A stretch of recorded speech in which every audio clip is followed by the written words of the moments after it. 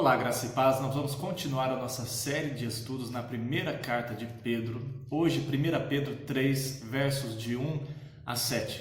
Vamos acompanhar a leitura da palavra de Deus. Mulheres, sede vós igualmente submissas ao vosso próprio marido, para que, se ele ainda não obedece à palavra, seja ganho sem palavra alguma, por meio do procedimento de sua esposa. Ao observar o vosso honesto comportamento cheio de temor, não seja o adorno da esposa o que é exterior, como frisado de cabelos, adereços de ouro, aparato de vestuário. Seja, porém, o homem interior do coração, unido ao incorruptível trajo de um espírito manso e tranquilo, que é de grande valor diante de Deus. Pois foi assim também que a si mesmas se ataviaram outrora as santas mulheres que esperavam em Deus, estando submissas ao seu próprio marido, como fazia Sara, que obedeceu a Abraão, chamando-lhe Senhor, da qual vós vos tornastes filhas, praticando o bem e não temendo perturbação alguma.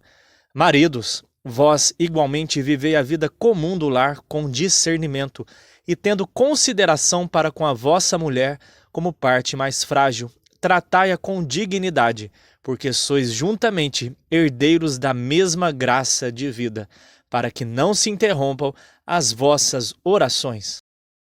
Agora, como pai, tenho visto como é maravilhoso, mas ao mesmo tempo assombroso, às vezes desesperador, perceber como os nossos filhos aprendem muito mais pelo exemplo do que por aquilo que nós falamos. É claro que é extremamente importante instruir, mas como o exemplo, como a vida prática fala muitas vezes mais alto. É surpreendente ver como eles nos imitam, como eles observam a maneira como nós reagimos, como nos comportamos. É ao mesmo tempo maravilhoso nos vermos nos filhos nesse sentido, ainda que eles tenham a sua individualidade, mas é maravilhoso ver como eles nos copiam, como eles se espelham em nós e poder ver um pouco do nosso reflexo nele, ou neles, nos nossos filhos. Mas ao mesmo tempo é assombroso e desesperador porque nós somos imperfeitos, falhos. Quando nós vemos nossos filhos reproduzindo erros, coisas erradas em nós, é de fato desesperador. E este texto fala sobre imitação, fala sobre o aprendizado através do exemplo. O apóstolo Pedro, no final do seu segundo capítulo da primeira epístola, ele falou sobre Cristo como este modelo, este exemplo em momentos de sofrimento, de como nós devemos confiar a nossa vida a Deus, confiarmos as nossas causas àquele que julga retamente. No momento em que nós vivemos como servos, trabalhadores, em uma posição de submissão, de honra à liderança, no momento também que estamos debaixo de sofrimento e quando devemos aí honrar as autoridades, orar pelas autoridades, esse nosso relacionamento em sociedade, e como em tudo isso nós temos que espelhar Jesus Cristo.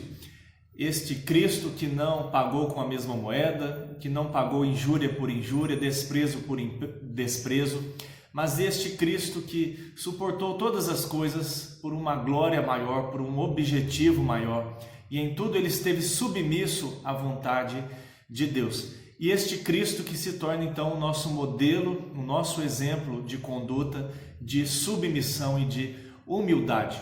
E no texto que nós lemos, capítulo 3, versos de 1 a 7, quando Pedro vai falar do papel do dever da esposa e também do esposo dentro deste relacionamento familiar, ele usa duas vezes a expressão igualmente ou do mesmo modo que.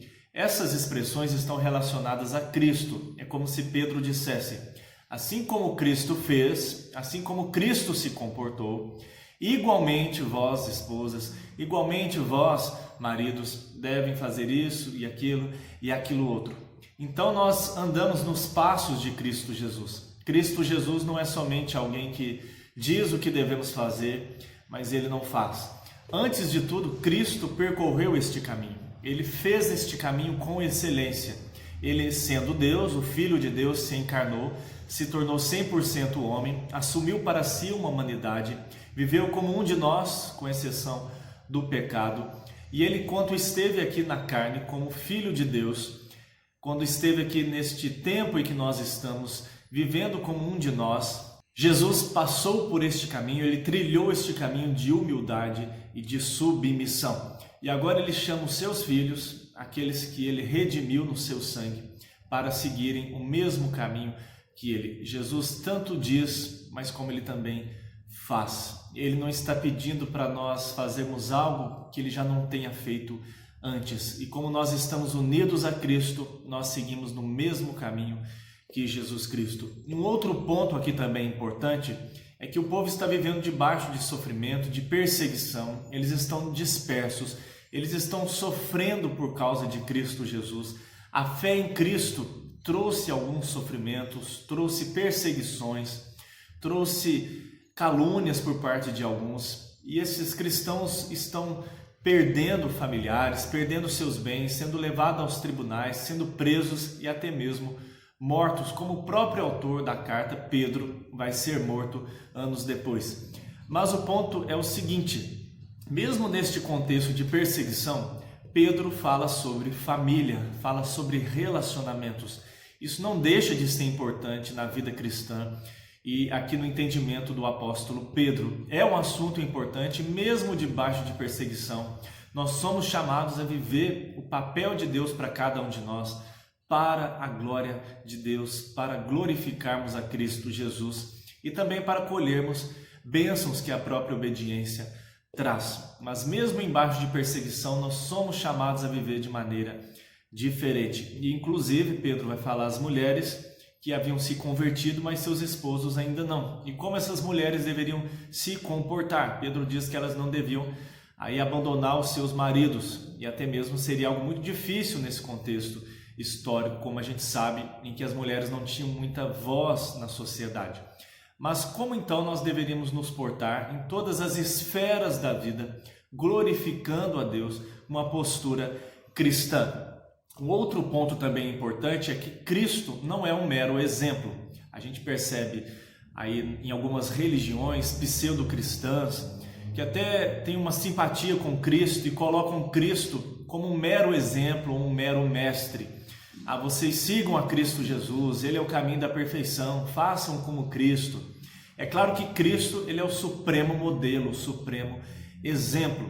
Nós vamos ser conformados à imagem de Cristo. É o alvo da nossa santificação, é o alvo da vida cristã, é o propósito da nossa salvação, é sermos moldados à imagem de Jesus Cristo, o homem perfeito. E Paulo vai dizer em Romanos 8 que Deus faz com que todas as coisas cooperem para esse bem, para a nossa salvação, para o sermos a imagem de Cristo. Paulo também diz: sede meus imitadores, como eu sou de Cristo. É de Cristo que vem as nossas virtudes. O nosso alvo é sermos igual a Cristo. Isso é uma obra do Espírito Santo em nós, pela palavra de Cristo, e também aí com a nossa participação, a nossa disciplina, o nosso engajamento. Mas aquele que começou a boa obra há de completar até o dia de Cristo Jesus. Cristo é o exemplo supremo, mas ele é mais do que um exemplo.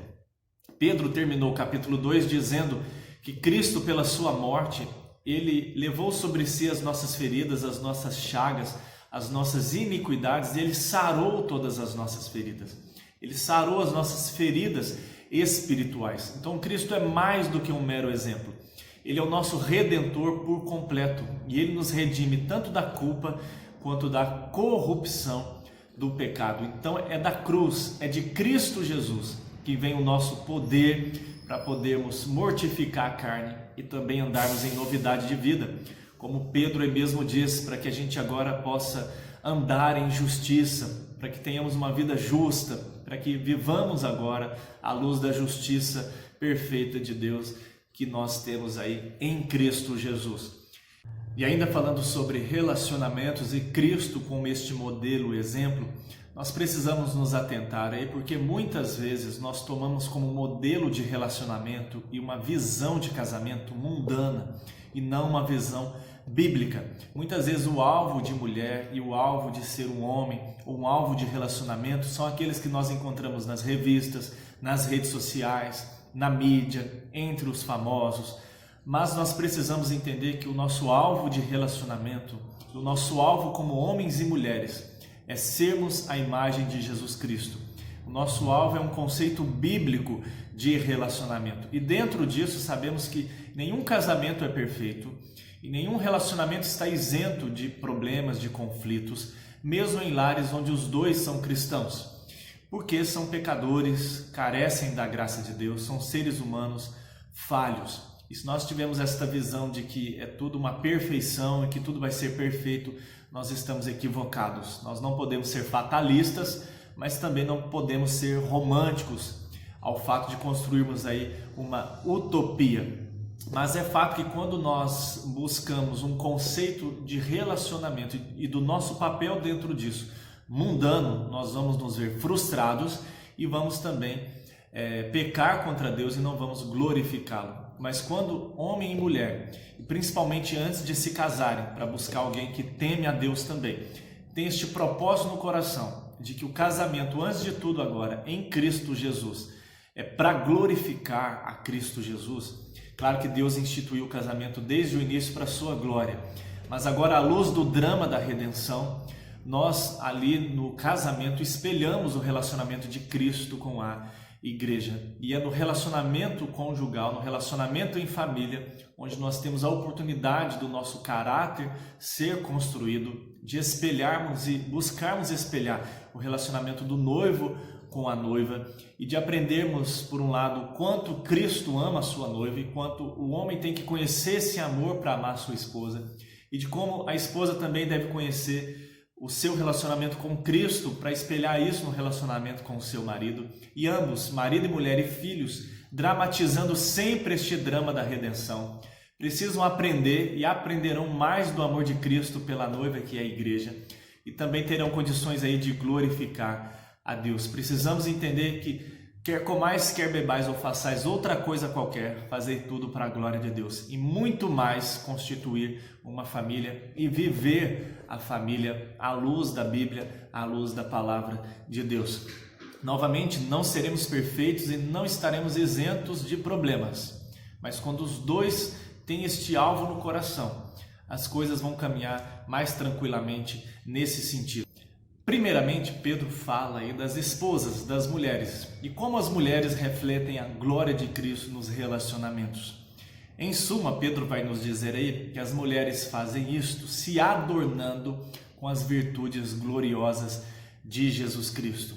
É como se as mulheres colocassem aí na sua vida espiritual, no seu caráter, virtudes gloriosas, joias preciosas de caráter.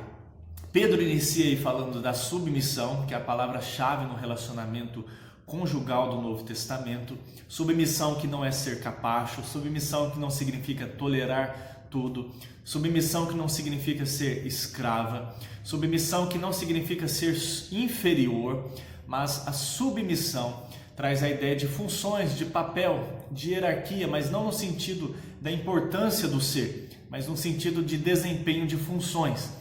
É possível que uma pessoa tranquilamente seja extremamente mais capacitada do que a outra, mas ela esteja numa posição de ser liderada, de ser submissa, enquanto outra está no papel de líder. A gente percebe em primeiro lugar que a submissão é uma ordem, é um mandamento. Não quer dizer que ela seja pior nem melhor, mas quer dizer que eles têm funções diferentes. E Deus assim instituiu desde a criação, quando Ele criou o homem e criou a mulher para ser uma auxiliadora idônea. Então este é o conceito de alguém que está ao lado, não está abaixo para ser pisada nem acima, mas está ao lado como uma auxiliadora idônea, ela está ali junto na missão e ela deve aí então ser liderada, pastoreada, cuidada, orientada, guiada pelo marido. Então esta ideia de funções que Deus colocou dentro da família, e esta função passa para a igreja e também é vivida na vida em sociedade. E é importante lembrar que antes disso Pedro colocou o exemplo de Cristo. E antes de exortar tanto o marido quanto a esposa às suas funções, a palavra de Deus nos chama a uma submissão a Jesus Cristo. Então antes de sermos submissos a homens ou de cumprirmos o nosso papel em relação aos homens, nós estamos cumprindo em relação a Deus.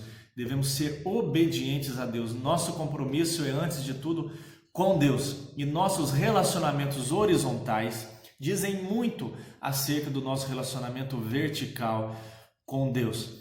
E há uma outra razão que Pedro traz para a submissão. Pedro diz que no caso dessas mulheres a quem ele escreve que haviam se convertido, mas os maridos não, que elas não deveriam sair por aí se divorciando, se separando dos seus maridos, ou criando caso, ou batendo de frente. Não é que se elas não tivessem oportunidade, elas não pudessem pregar para seus maridos, mas que elas deveriam ganhar o seu marido, antes de tudo, pelo exemplo, pelo caráter, pela conduta aí tranquila, mansa, temente a Deus. Elas deveriam ganhar o marido. Até porque no contexto aqui as mulheres não tinham muita voz, elas não podiam falar muito, argumentar muito. Então, mas elas poderiam fazer isso pelo modelo, pelo exemplo, pela conduta de vida. O marido, ao observar como o cristianismo transformou o caráter daquela mulher e como ela é temente a Deus, como ela dá frutos, eles seriam ali constrangidos para a pregação do Evangelho, para o Evangelho de Jesus Cristo. Em segundo lugar, a submissão traz frutos para a glória de Deus. E a gente pode aplicar isso para o nosso contexto, pois nós sabemos também que muitas mulheres se convertem a Cristo Jesus e às vezes elas têm a oportunidade de falar de Cristo, até de levarem os cônjuges à igreja, ou muitas vezes não. E às vezes bater de frente, querer enfiar o Evangelho goela abaixo, ou deixar rádios e televisão ligados o dia inteiro em programas evangélicos, às vezes pode levantar a ira ainda mais e a indisposição à igreja e ao Evangelho.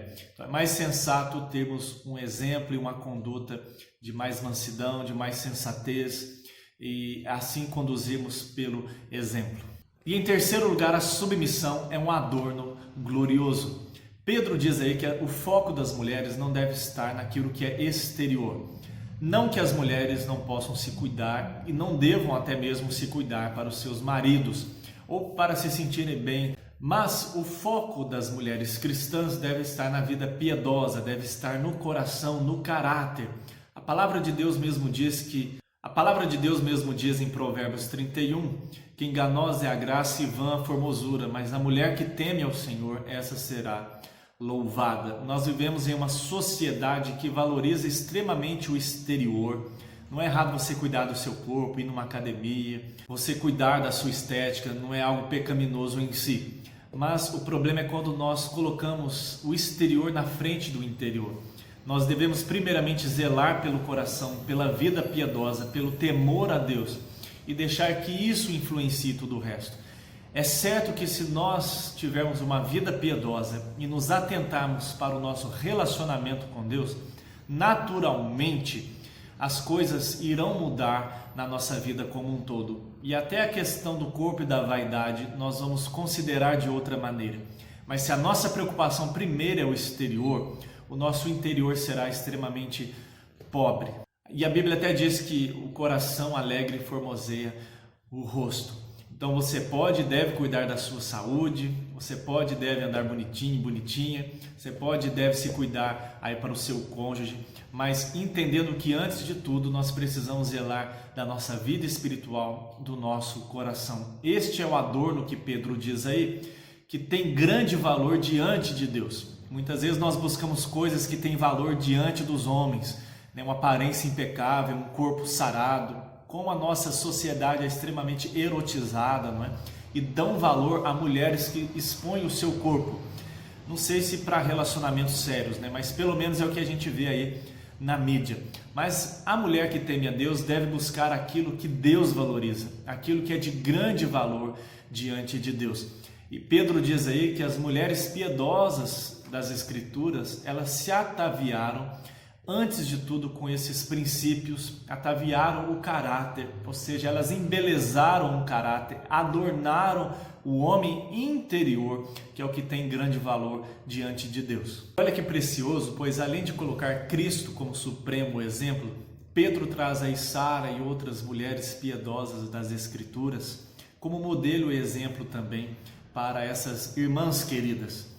É bom para nós entendermos que não é errado nós termos exemplos humanos de pessoas piedosas, olharmos ao nosso redor ou na história da igreja cristã ou bíblica, de homens que temeram a Deus. Isso não quer dizer que eles sejam super-homens, perfeitos, inerrantes, ou que nós vamos idolatrar esses homens e colocá-los no lugar de Cristo Jesus. Eles são o que são, fizeram o que fizeram, pela graça de Deus, é Cristo na vida deles. Mas nós não podemos Então nós não podemos ter uma postura idólatra, moralista, simplesmente faça isso, não faça aquilo outro, e pegar histórias bíblicas simplesmente como histórias de lições morais, mas também não podemos cair naquele outro extremo de desprezar estes exemplos tão preciosos. Inclusive a própria Bíblia nos chama a imitar a fé desses homens. Por isso nós temos lá a Galeria da Fé, e nós podemos aí aprender muito com os erros e também com os acertos destes homens. Então não é errado nós tomarmos estes exemplos. Paulo mesmo diz: sede meus imitadores, como eu sou de Cristo Jesus. Aquilo que nós encontramos na Bíblia serve de exemplo para nós, mas nós precisamos ver tudo isso à luz da obra de Cristo. Nós precisamos ser cristocêntricos. Cristo deve estar no centro. E entendermos que bons exemplos simplesmente não bastam para nos redimir. Nós precisamos de Cristo para nos trazer redenção. Mas com Cristo, nós precisamos imitar pessoas que imitam a Cristo Jesus. E um aspecto precioso disso também é que nós entendemos que não há desculpa para nós. Esses homens e mulheres colocados na Bíblia como exemplo para nós são falhos, pecadores, limitados, como nós somos. Mas eles trilharam este caminho. Quer dizer que não é algo impossível para nós. São seres humanos como nós somos. E aqui Pedro coloca o exemplo de Sara como esta mulher piedosa, auxiliadora, idônea, submissa, e diz aqui que elas esperavam em Deus. Assim como Cristo confiou a sua vida e as suas causas ao Pai, aqui Pedro nos diz que Sara e outras irmãs em Cristo esperavam em Deus, ou seja, a confiança estava em Deus. Elas cultivavam coisas que tinham grande valor diante de Deus. E os maridos iriam olhar para o testemunho e o temor delas a Deus no seu relacionamento cristão.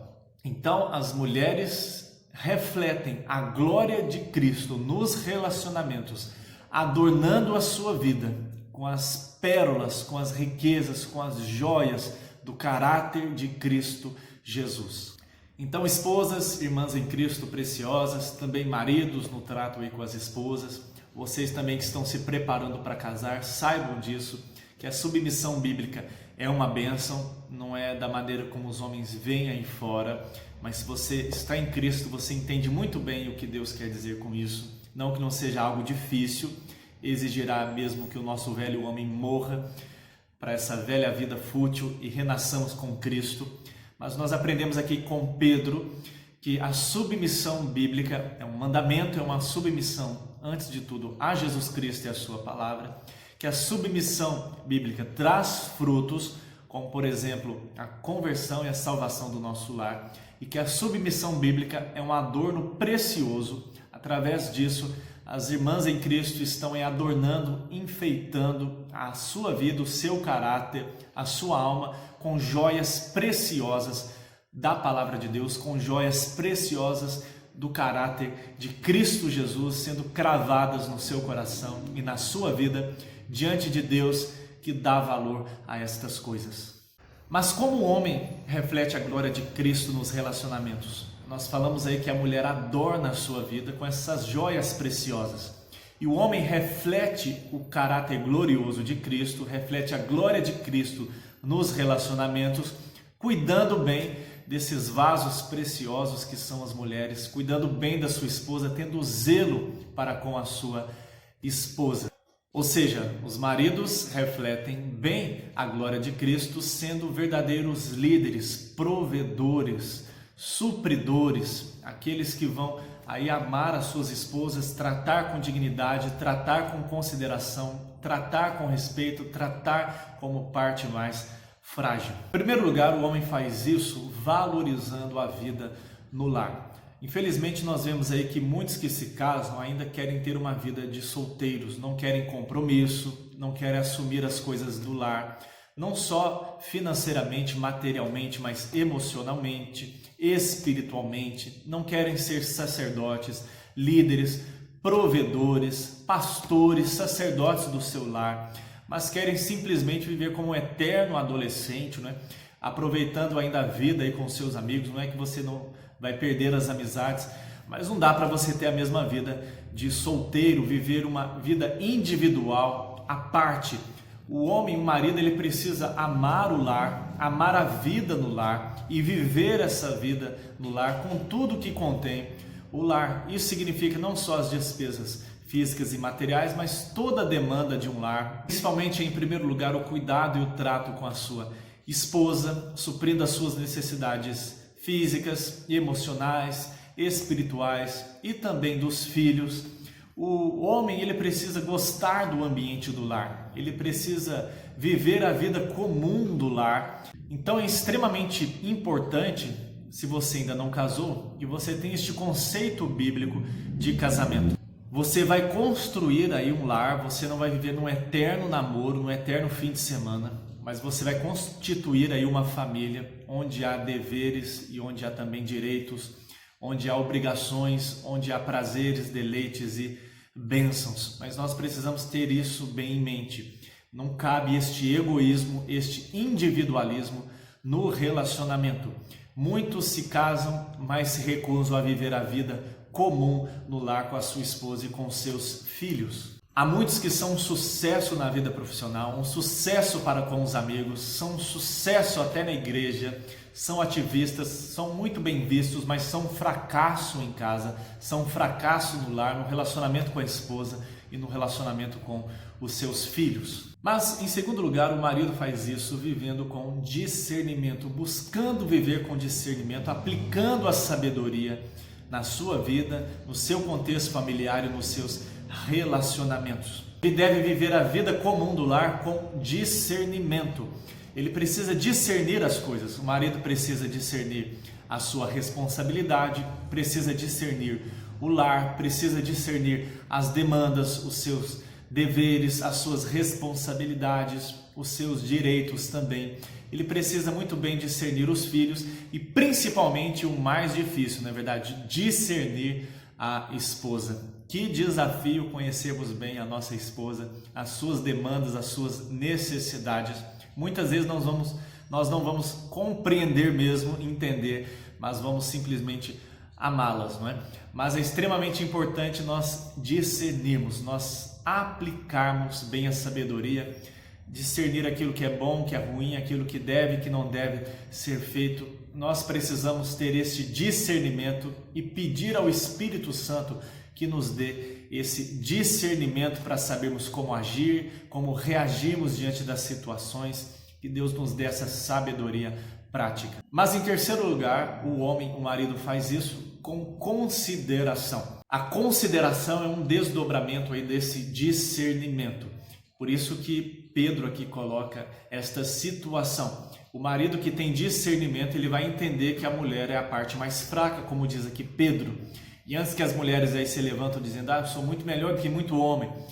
De fato, tem mulheres que são mais fortes até fisicamente do que muitos homens, emocionalmente e espiritualmente.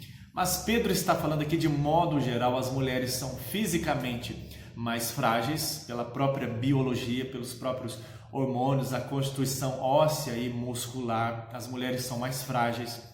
Também as mulheres aí passam por ciclos mensais que também fragilizam aí o seu humor, também a sua condição física, a sua disposição.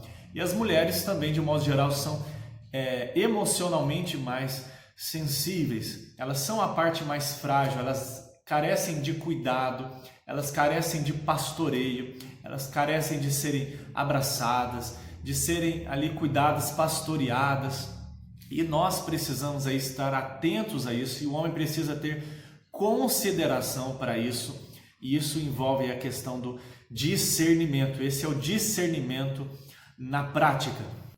E quando Pedro diz aqui que a mulher é a parte mais frágil, ele não está menosprezando a mulher. Se nós olharmos aí os vasos mais caros, as taças mais caras aí de cristal, elas são extremamente frágeis e devem ser colocadas em um lugar seguro, devem ser bem cuidadas, pois são joias preciosas.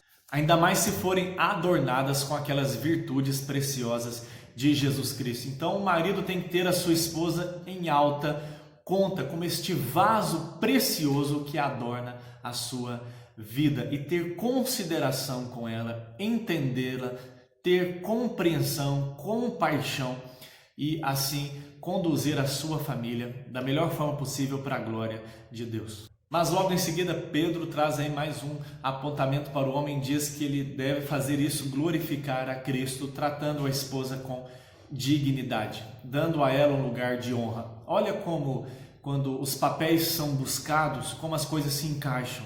E ninguém fica por baixo, ninguém se sente menosprezado ou menor ou um capacho. Se as mulheres, por um lado, são chamadas a serem lideradas em casa e a serem pastoreadas, guiadas e a serem submissas, mas por outro lado, o marido deve ter este amor, essa consideração, esse discernimento e tratar a mulher com dignidade, ou seja, colocá-la em um lugar de honra, prover a ela condições de vida digna, não só material, não quer dizer que você tem que ser rico, mas é mais no sentido aí moral e espiritual, é na forma como nós tratamos, é a importância que nós damos à mulher, como nossa companheira, como essa auxiliadora idônea, é o destaque que nós damos, a honra que nós atribuímos, a gratidão. Isso é tratar a mulher com dignidade, é dar a ela a honra que lhe é devida como esposa, como mãe, como esta mulher maravilhosa que se coloca aí ao nosso lado, no nosso lar. Muitos homens aí são românticos, cavalheiros, quando estão no período de namoro, de conquista. É claro que o casamento traz uma confiança, nós nos entendemos melhor, mas muitos homens, após se casarem, acabam revelando a sua verdadeira face, são extremamente brutos, sem amor, sem romance, sem carinho nenhum, sem cavalheirismo nenhum. Pedro aqui está dizendo que a gente não pode perder isso de vista. E para o homem, Pedro aqui traz ainda mais duas motivações extras. A primeira é que ambos são herdeiros da mesma graça de vida. É um pouco difícil entender o que Pedro quer falar aqui, mas provavelmente ele está querendo aqui dizer que homens e mulheres diante de Deus são iguais. Eles tanto receberam a mesma graça de vida, eles vivem pela graça de Deus, a vida é fruto da graça de Deus, então diante de Deus eles são iguais. Então esta é uma das motivações para maridos e mulheres se tratarem bem, e aqui para os maridos tratarem a mulher com dignidade, porque ambos são herdeiros da mesma graça de vida, ambos receberam isso pela graça, não por mérito, não por esforço próprio, não porque são mais dignos um do que o outro, mas ambos são herdeiros da mesma graça de vida, ou também aí da vida eterna, da salvação, também é pela graça, não há ninguém melhor do que ninguém. Alguns dizem que a herança aí seriam os filhos, não sei, acho um pouco mais difícil, mas o fato é que aqui Pedro está dizendo que não há ninguém melhor do que ninguém, ambos são herdeiros da mesma graça de vida. E a outra motivação, Pedro diz aí, para que não se interrompam as vossas orações. Alguns acreditam que Pedro aqui está falando no fato de que o pecado nos afasta de Deus. Se estamos vivendo em pecado e não tratando bem aquela que é conosco, uma só carne, não tem como nós vivermos em inimizade com o nosso cônjuge e queremos sermos ouvidos por Deus em oração.